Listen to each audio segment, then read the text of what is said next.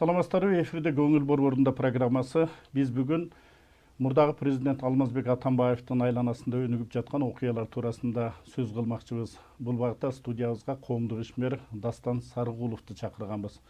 Саламатсызбы, Дастан аба? Айтсаңыз, мынакей 27-июнда Жогорку кеңеш Атамбаевдин экс-президент макамын алып кол тийбестиктен ажыратканда, депутаттардын алдында маалымат берген башкы прокурор Өткүрбек Жамшитов экс-президент ыйгарым уктарынан аша чапкандыгы жөнүндө айтты. Бирок мурдагы президент азыркы учурда ушул сотко барбастыгын жана ошондой эле азыркы бийликти тааныбай тургандыгын айтып жатат. Бул эмне үчүн мындай тоготпостук болуп жатат? Чейрек кылым Союз тарагандан кийин бийликтин бир да өкүлү өз ишине эгерим эч кимдин алдында жооп берген жок. Бул чындык, бул ачуу чындык. Эч кимге жооп бербейм деген сезим бийлик өкүлдөрүнүн сөөгүнүн чучугуна чейин сиңип калган. Адатка айланган. Ошон үчүн Атамбаев дагы мен эч нерсеге жооп бербейм деп догрунуп атат. Бул Конституцияга кол тийбестик киргизгенден бери жаман адат болуп калды. Кол тийбестикти толук жойбосок, мамлекетти талкалай турган зор кыянат ишке айланып кетти. Мен эчтекеге жооп бербейм, менин ишим ак деген пикир мына ушундай билдирүүлөргө алып келип атат да. Албетте, эгерде бийлик өз ишине жооп бербесе, кыргыз элинин абалы эгерим эч качан оңолбойт. Биз буга күбө болуп отурабыз. Анткени мынакей депутаттар да жооп бербейт, өкмөт деле келип кетип атат, жооп бербейт. Мына ушундай көрүнүш азыркы абалга бизди алып келди деп атасыз да. Сөзсүз. Себеби 28 жылда 28 өкмөт алмашыптыр. Кимден сурайсыз? Кимден сурайт? Ким жоопкерчиликти алат мойнуна? Ошонун жыйынтыгы бүгүнкү экономикалык, социалдык оор абалыбыз далилдеп берип атпайбы? Демек, бийликтин жоопкерчилиги болмоюн эч качан мамлекет алдыга жылбайт. Бул ачуу чындык. Мына биз күбө болуп отурабыз.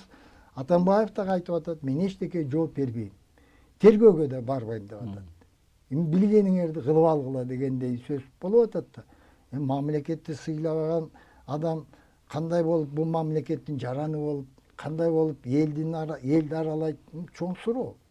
Мурдагы президент Алмазбек Атамбаевга Крим Төбөл Азиз Батукаевди түрмөдөн бошотууга катыштыгы болгон, Кой Таш айылындагы үйүн жерин мыйзамсыз алган, ошондой эле кылмыштык жол менен табылган акчаны адалдаштырган компанияга тиешеси бар. Бишкек жылуулук борборун модернизациялоо боюнча келишимге жана оңдоо түзөтүүгө, коррупциялык иштерге аралашкан Бишкекке көмүр жеткирүүчү компаниянын кызыкчылыгын коргогон деген айыптар тагылууда. Ушул жогоруда аталган иштердин баары Жазык кодексинин 319 беренеси коррупция менен сотко чейинки өндүрүшкө алынган. Айтыңызчы, мына ушундай айыптар тагылып жатышына сиздин көз карашыңыз кандай? Анан мына ушундан башка деле мынакей коомчулукта көп сөздөр болуп атат да, кандай ушул иштерди дагы айтат элеңиз? Мына башкы прокурор айып тагылды деп айткан жок. Кылмыштын белгилери бар деди. Тергөө иши аны аныктайт деди. Демек, бу жерде бир кандай деңгээлде күмөн саноо бар да, кылмыштын белгилери бар деп атат. Кылмыш тергөө аркылуу далилдене же далилденбейт да. Демек, коомчулук калың эл кандай түшүнүп атат? Белгилери болсо, бул дагы мойнуна койгон айып эмес деп атат. Тергөө иштери жүрөт. Тергөө иштери алдыда. Мүмкүн тергөөнүн натыйжасы боюнча жанагы шек жокко чыгар, шектенүү жокко чыгар. Ошон үчүн коомчулук толук маалыматка муктаж болуп турат да. Эми 6 жыл президент болду, 5 эпизод болгон экен, анын белгилери бар, бирок тергөө менен аныктай элек. Тергөө аныктаган учурда дагы күнөөлүү деп соттун чечими менен гана айтылат. Демек, кандай бир деңгээлде күмөн саноо Атамбаевга каршы бийлик куугунтук жасап атат деген ойду жаратып атат. Бул бийлик тараптын кетирилген кемчилиги. Чындап айтканда, жанагы коррупцияга шектелген иштер Alбетте жагымсыз иштер. А бирок олуттуу чоң мамлекетке келтирилген зыяндуу иштер айтылган жок да. Мисалы, бийликти узурпация кылган жок деди. А бийликти узурпация кылбаса, жанагындайдын баарын кандай болот эле? Эгерде бийликти узурпация кылбаса, анда Батукаев чыкпайт эле да. Бийликти бөлөк бийлик бутактарынын укуктарын өзүнө ыйгарып алган үчүн бир адам саламаттык сактоого да буйрук берди, жаза аткаруу мекемесине да буйрук берди, калган күч структураларына буйрук берди. Демек, бул окуялар далилдеп атат, бийликти узурпациялап алган. Ошон үчүн Батукаевди бир адам чыгарып жиберди да. Мыйзам иштеген жок. А бирок мындай иштерди узурпациялоо фактыларын башкы прокурор далилденген жок дегендей кылып койду. Мисалы, Кумтор жөнүндө кыргыз эли 2 миллиард доллар денонсация кылбай, национализация кылбай, Кумтордон өндүрүп ала турган жол бар болчу. Аны кандай бир себеп менен пайдаланган жок эл үчүн. Муну эмне үчүн айтпайт? Андан тышкары жер үй жөнүндө бир бол фракциянын атынан Акылбек Жапаров жакшы айтты. Жанагы долбоорлор, түштүк түндүк альтернатива жол, датка кемин, ТЭЦ өзүн актабаган долбоорлор. Муну эмне үчүн чечмелеп айткан жок? Муну айткан жок башкы прокурор. Андан тышкары жер үй боюнча абдан жагымсыз шарт деди. Кумторго салыштырганда 3 эсе начар абал менен деди. Ал жогорку кеңештин токтомунда кирген жок. Ал президент Атамбаев ушундай мамиле кылып, ушундай жоготууга мамлекетти учуратты деген сөз айтылган жок. Андан тышкары Кыргызгаз банкрот болуп, тияктан арзан баага газды сатып алып, элге керектүүчүлөргө кымбат баа менен сатты. Анан кантип банкрот болот? Өзүңүз ойлосоңуз.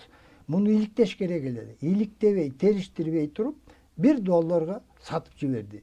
Энергетикалык коопсуздугубузга чоң доо кетти.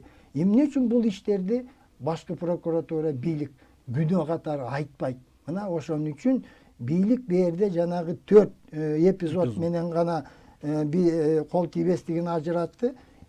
Коомдо кайсы бир катмарлар бул куунтук деп баалап атат. Жана Кой Ташка тияктан бияктан эл келди дегендердин мүмкүн акча менен келгендери бардыр. Бирок арасында куунтук болуп атат. Калыс болгон жок деген пикир менен келгендер да бар.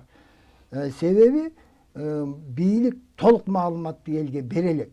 Мына ошонун кесепетинен азыр коомдо ажырым пайда болуп атат. Түрдүү ойлор пайда болуп атат. Ар кандай ажырым пайда болуп атат. Бул жагымсыз көрүнүш. Себеби мына азыр дүйнө абалы абдан оор.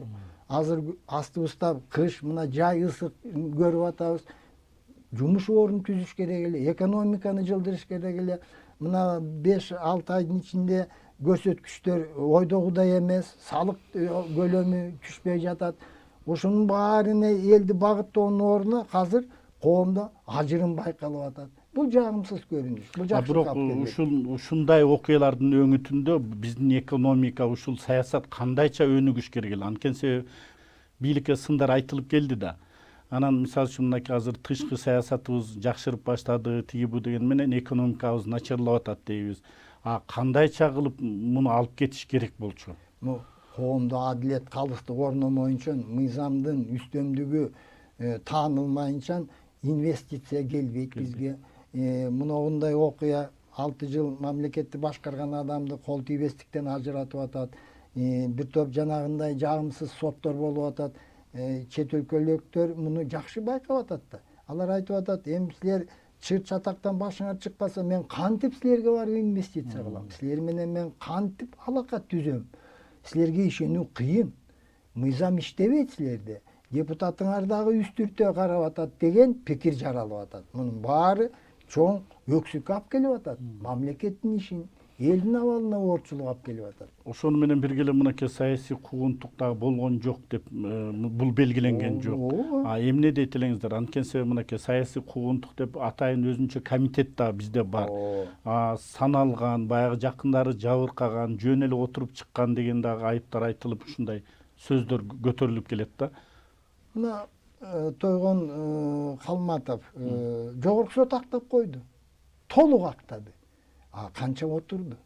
Куугунтук да бул. Ал Тойгон Закирович Калматовдун 4 баласын кызматтан айдады. Мени 3 өтө өзгөчө оор кылмышты коюп айыптады. Бирөө да акталган жок. Бирок мен 3 жыл отуруп келдим да. Бул куугунтук эме эмне? Мени камагандан кийин, мыйзамсыз камагандан кийин менин кызымды жумуштан айдап жиберишти. Бул куугунтук эмеспи? Биздин тааныштарыбыздын айрымдарын банкрот кылды. Соода сатык менен алектенген ишмерлер, кичекей майда ишмерлер, салык инспекция, финанса полиция жиберип туруп банкротко учуратып койду. Ошого жалпы 31 адам ушундай абалга учурады. Бул саясий куугунтук болуп атат. Сизге кандай айыптар тагылганын, эмненин негизинде бул такталбай калды деп атасыз? Мамлекетти күч менен басып алуу айыбын койду. Сот айтты, ага тиешеси жок деди. Кумтордо коррупцияга тиешеси бар деди. Ал жөнүндө далилденген жок. Мамлекеттик чыккынчылык кылды деди. Ал кыскартылды, далил жок болуп. Мына 3 өтө оор кылмышын мага коюп, бирок бирөө далилденген жок. Мен СИЗОдо 180 күн жатып калдым. Үй камагында 3 жыл жүрдүм. Бирөө далилденген жок. Анын үстүнөн мен бир топ ооруга учурадым эле. Анын баары буларга белгилүү болчу. Ошол оорулардын арасынан 3-өө СИЗОго камаганга мүмкүнчүлүк бербейт, тыюу салат. Бирок ошого карабай мени камады да. Бул куугунтук эмне? Мен депутаттык комиссияга тиешелүү документтерди 48 барак кылып бердим, арызын жаздым. Бирок башкы прокурор айтты, саясий куугунтук болгон эмес деп. Ошон үчүн мен арызым кыймылсыз жатат азыр. Ага эч бир чара көрүлгөн жок. Анан бул кандай? Адилетпи же адилетсиздикпи? Мына ушундай маалыматты чет өлкөлүктөр алып атат. Ушундай маалыматты биздин жарандар алып атат. Деги эле сот тармагына ишеним жок да. Мына Атамбаев айтпадыбы, мен бул сотко ишенбейм деди. Мен Кудайдын сотун тааныйм, анан элдин сотун тааныйм деди. Бир чети туура 6 жыл соттордун баарын өзү дайындады. Ал жакшы билет, бул сотторго ишенүү мүмкүн эмес. Ал ошон үчүн айтты, мен бул сотту тааныбайм деди. Себеби кандай адамдарды дайындаганын өзү жакшы билет. Сотко элдин ишеними жок. Ошон үчүн бир чети өзү баа берди, сот тармагына өзү баа берди. Мен бул сотту тааныбайм, мен Кудайдын сотун, анан элдин сотун гана тааныйм деди. Мына ушундай абалга жеткен мамлекетке кимдин ишеними болот? Мамлекетти түзүлүштү быт-чыт талкалады да Атамбаев 6 жылдын ичинде. Эч ким ишенбейт, бийликке ишенбейт, сотторго ишенбейт. Кызматчыларга эле ишенүү кыйын. Себеби бажыдагы контрабанда, себеби сот тармагында, себеби саламаттык сактоодо баарында коррупция. Чырмооктой коомду, элди чырмап, муунтуп жатат. Ошол абал азыр деле бар. Ушундай абалга Атамбаев жеткизди мамлекетти. Эмне үчүн ушул кыянат иштерин толук элге чагылдырбайт? Толук элге чагылдырса, эл айтат эле, анда күнөөсү бар экен, анда айыптуу экен деп. Азыр жанагындай жарым-жартылай үстүртө 4 эпизодду гана айтып койду, бирок эл буга ынанбай турат.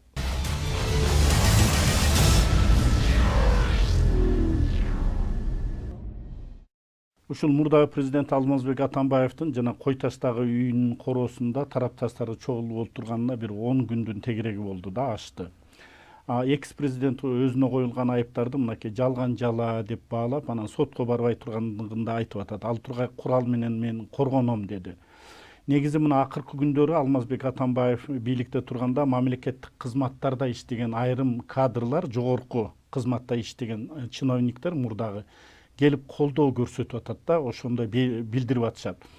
Ошол эле учурда мынакей эртең тынчтык митингин да өткөргөн атышат. Мындан сырткары айрым бир ушул мынакей мурдагы экс-президент Роза Отунбаева, мурдагы Бишкек шаарынын мэри Нариман Түлеев сыяктуу ушул интеллигенция жана ошондой эле коомдогу белгилүү инсандарыбыз каршы кайрылуу кылып атат да. Эл абдан буну кооптуу жагдай деп кабыл алып атат. Сиздин бааңыз кандай негизи? Эл туура айтып атат. Бизге эмне керек? Элге биримдик керек. элге ынтымак керек. Эгерде биз бөлүнүп жарылып отурсак, жанагы мезгилге алып келген бир топ оор сыноолорду биз жеңип кете албайбыз. Бирикпесек, бир багытка күчүбүздү топтобосок, бөлүнүп жарылып отурсак, анда биздин келечегибиз чоң суроо жаратат. Ошон үчүн бул жагымсыз көрүнүшкө бийлик дагы, Атамбаев дагы биргелешип чекит коюшу зарыл. Мамлекеттин тергөөсүн тааныбайм деген адам, ал мамлекетти тааныбайм деген адам. Мамлекетти тааныбаган адамга анда мыйзам чегинде аракет кылыш керек. Бирок элге түшүндүрүү иш жетпей жатат. Мына бийликтеги маалымат каражаттары ушундай чабалдыгын көрсөтүп атат. Ашыгын кереги жок. Болгонун болгондой кыска нуска так таамай тергөө болбосо деле муногу болду, муногундай иш болгон, бул таанылган деп айтып берсе, эл калыс, эл адилет, эл анда айтат эле, анда себеби бар турбайбы?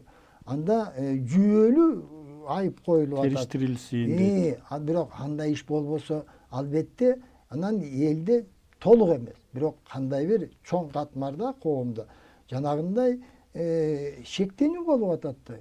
Ушул 4 эпизод менен эле кол тийбестигин ажыратып койсо, узурпация болбосо, саясий куугунтуктары жок болсо, анда эмне мынча Атамбаевка асылып атат? Анда эмне үчүн мындай куугунтук жасап атат деген ой келип атат. Бул бийликтин чоң катасы. Кимдин тарабынан болбосун, бул чоң ката. Чындыкты элге жашырбай айтыш керек.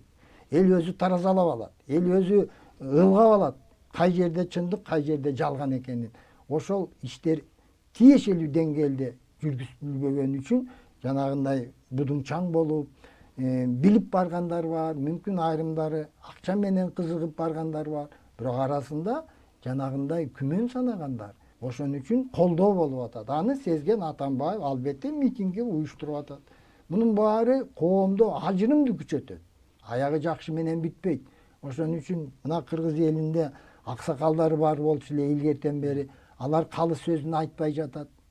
Бизде мына калыс адамдар бар, коомдо кандай болбосун, алар калыс айтпайт. Мына бийликте эле ушул калыс болбогондой сезилип турат, себеби жанагы эки мэрдин ишин эмне үчүн бириктирет? Бирөө жабык экен, ал тиги дастан заводу. А Кулматовдун иши мектепке билип атам мен эмне үчүн бириктирди. Жабык эшик артында өткөрүү максат менен бириктирип атат. Шылтоо болуп атат жабык деп. Ал жерде эч бир жашырын мамлекеттик сыр жок. Мына ушундай тергөөчүлөр дагы биздин жаңы бийликке абдан жаман иш жасап атат. Демек сиздин ошол мындай кыскача айтканда бул мындай ачык айтылган, мисалы үчүн ачыктык аз болуп атат деп атасыз да, Туура. Анан мынакей сөзүңүздүн башыңызда айттыңыз, эгерде жоопкерчилик болбосо бийликке кимдер гана келбесин, мына ушундай баягы элдин байлыгына кол салып байуу аракетин көрө берет депчи. Биз ушундай багытта өнүксөк, биз тазалана алабызбы? Негизи кандай болуш керек бул жоопкерчилик болуш үчүн бийликте? Ата бабаларыбыз атам замандан бери бизге зор мурас, улуу тажрыйба калтырган. Бийлик кыргыз элинде дайымата элде болгон, кыргызда. Бийлик президентте болгон эмес. Кыргызда макал бар, бийлик жаратканда, андан кийин элде. Мына ушундай нарк менен кыргыз жашап келген. Элдик курултайдын алдында баары жоопту болгон. Баары бир жылда бир жолу жооп унуккан. Элдин турмушу оңолуп атабы, калыстык барбы, адилеттүүлүк барбы, турмуш кандай болот? Мунун баары элдин өзүнүн колунда болгон. Биз канча жыл айтып келатабыз. Элдик курултайдын алдында жылына бир жолу президент, өкмөт, сот жооп бербесе, ушундай боло берет. 6 жыл каалаганын кылат, билгенин жасай берет, элди теңине албайт, элди мазактайт, элди шылдыңдайт. Анан жооп бербей, мен кыймын, мен сүттөн акмын деп, мына азыркы окуя болуп атат. Бул абдан жаман көрүнүш.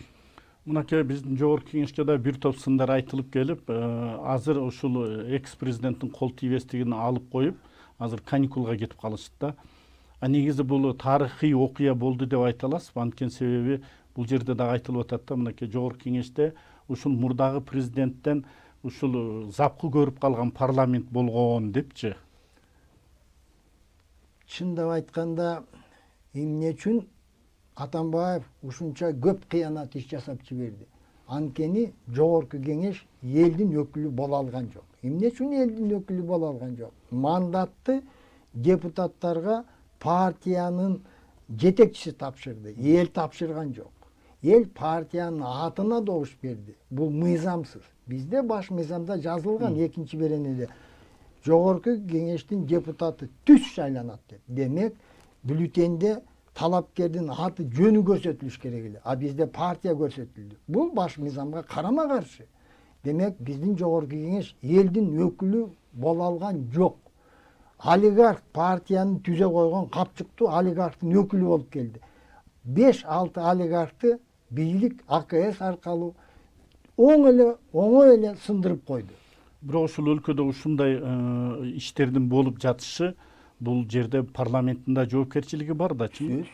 Сөзсүз да. Себеби 5 кодексти 3 окууда бир күндө бекитип койгон. Муну кантип түшүнсө болот? Ал 5 кодекстин артында миллиондогон адамдардын тагдыры, көйгөйү, көз жашы жатат. Ошого ушундай жеңил мамиле кылууду кандай деп айтсак болот? 3 окууда бир күндө 5 кодексти кабыл алып койду. Андан тышкары, мына 51 комиссия түзүлгөн экен акыркы 6 жылда. Ошол 51 комиссиянын жыйынтыгы эл үчүн болдубу? Жок, болгон жок. Кана кайсы жыйынтыгын айта алабыз? Дача суу боюнча комиссия түздү. Кана жыйынтыгы? Альтернатива Ош түндүк түштүк жолунда комиссия түздү. Кана бир жыл болду комиссиянын жыйынтыгы кана. Демек, депутаттар дагы биринчи катарга өз кызыкчылыгын коюп, элдин кызыкчылыгын акыркы катарга койгон үчүн биздин бүгүнкү оор абалга учурап отурабыз. Муну түз айтышыбыз керек, жаап жашырбай. Ошон үчүн албетте азыркы мына ушундай коомдо ажырым болгон убакытта депутаттар элди аралаш керек эле, элге айтыш керек эле. Бирок эл эмнени айтат? Жанагы 4 эпизодду айтабы? А эл айтат, мындай эпизодду биздин губернатор да жасап атат.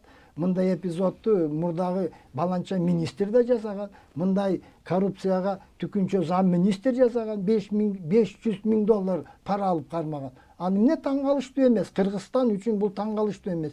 Эмне үчүн ушу 4 эпизод менен кол тийбестигин ажыратты деген суроо болуп атат. Себеби жанагы бир топ кыянат иштери айтылбай калды. Депутаттар ошол иштердин баарын элге, журтка айтып түшүндүрүп берсе, кантип эле анан Атамбаев барбай койсун тергөөгө? Андай иш болбогон жок. Ошон үчүн Атамбаев бул кемчиликти байкап туруп айтып атат: тергөөгө барбайм, сотуңа барбайм, жактоочуну жиберем, билгениңерди кылып алгыла, митинг өткөрөм, бийликти кетирем дегендей маанада айтып атат. Бул эл бизде кандай? Биз тиричилик менен алек болобузбу же эки адамдын тирешүүсү менен күнөөлүү адамдын актануусу, курулай актануусу менен эрмек кыла беребизби же келечекке кадам салабыз, таштайбызбы? Маселе ушунда болуп атат. Дастан аба, мына ушул соңку окуялар боюнча, саясий ушул кырдаал боюнча бизге маек куруп бергениңиз үчүн чоң рахмат. Өзүңүзгө ден соолук. Мындан ары дагы жакшы ушул өлкөбүздүн өнүгүп өсүшүнө салымыңызды кошо бериңизди биз тилектешпиз. Рахмат сизге. Рахмат. Урматтуу телекөрүүчүлөр, сиздер Көңүл борборунда программасын көрдүңүздөр. Биз бүгүн мурдагы президент Алмазбек Атамбаевдин айланасында өнүгүп жаткан окуялар боюнча маек курдук. Биздин студиябыздын бүгүнкү коногу коомдук ишмер Дастан Сарыгулов болду. Анда кайрадан көрүшкөнчө сак саламатта болуңуздар.